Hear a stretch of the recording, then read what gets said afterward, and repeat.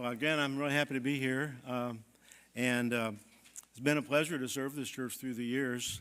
Have many friends, and I appreciate your support and your prayers through and faithful service of the Lord. Good to see the growth here.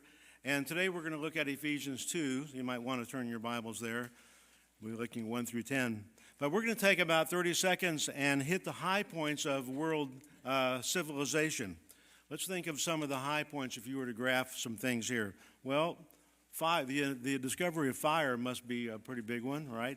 And the wheel, and writing, cuneiform writing, and the printing press, they'd be right up there, right? The steam engine, the internal combustion engine, the Wright Flyer. Maybe you've been to Kitty Hawk and seen where powered flight first took place. The telegraph, the light bulb, the television, frozen pizza back in 1957, 53. I think my mom bought that first one. Bell-bottom pants, that was Mac Classic. I had my first Mac Classic in 1990. Then, of course, the iPhone. But let's take a few seconds now and hit the high points of redemptive history, which Rick Jacob was introducing this morning.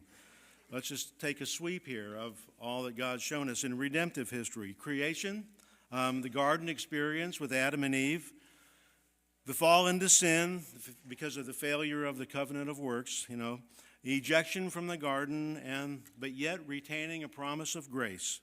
And then the promise that comes to Abraham, the Exodus experience we just read, and the Sinai giving of the law, the conquest of the land of promise, eventual David's kingdom that would foreshadow that of Christ's, the prophets, all the temporal